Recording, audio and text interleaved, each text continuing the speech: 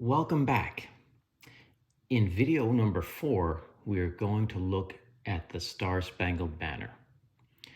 And in this video, we're going to look at the rhythms for the right hand of the Star-Spangled Banner, and we're going to also look a little bit at the fingering for the piece as well. So starting off, we're going to mention that the Star-Spangled Banner starts on a pickup note. It starts on, or an upbeat figure. It starts on the third beat. And so we'll count 1, 2, 3. And on 3, we'll play the G. It will go like this. 1, 2, 3. And then that pickup or upbeat figure is a dotted rhythm.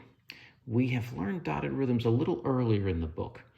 So if you want to just brush up, you might go back a few pages and take a look at the dotted rhythm section in our book. But just to review a little bit, on the G, we have a dotted eighth note going to a 16th note on the E, and you would count that as 3 E and then on the E. So it would be like counting from the first beat to the second beat and starting on the third beat, it would sound like this. 1, 2, 3 E and ah.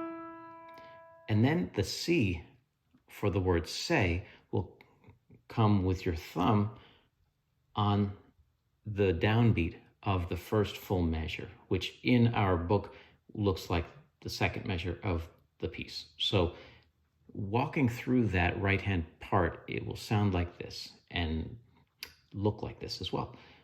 1, 2, 3 E and ah. 1, 2, 3, 1. That's the beginning of the piece that goes, oh, say, can you see? So that's the first part with the dotted rhythm. We're going to move on a little bit to the second full measure, which looks like the third measure in our book. And we'll go up to the E with another dotted rhythm. This will also occur on the third beat of that measure. And it's over the word by, or over the words, by the. And it's going to go into the word see, dawns, on the first beat of the following measure. And that will also be a C, but that will be 1 octave higher. We're going to start with our pinky, our fifth finger on that E, way up here. And we'll count 1, 2, and then 3 E and a 1. And that's by the dawns. And then, so you might hear this dotted rhythm in the piece a lot.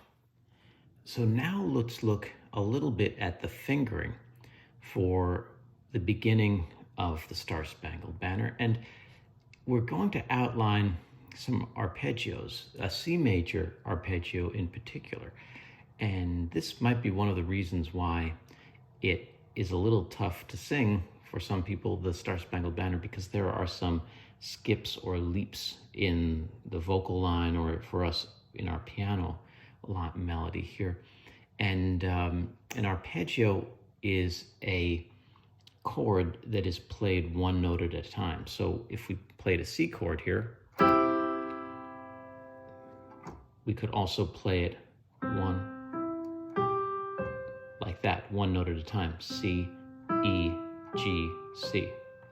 So to start off with our Star-Spangled Banner, we're going to begin with the third finger on the G, and then go down to the second finger on the E, and then thumb on the C, and then we're going to walk back up that second finger on the G,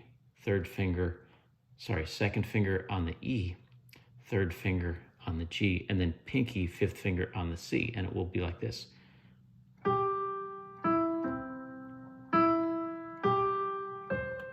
And you may have noticed that I rotated my wrist a little bit, and I would encourage you to do that as well. I'm exaggerating it a little bit for the video so that you can see it, but in piano, when we play arpeggios or scales that move up and down the keyboard, we want to have a fluid wrist movement. We don't want to be rigid or stiff in the wrist, and we don't want the motion only to come from our fingers. The fingers have to do some work, but we also want to aid that motion with a comfortable flowing circular wrist motion. So it would be like this.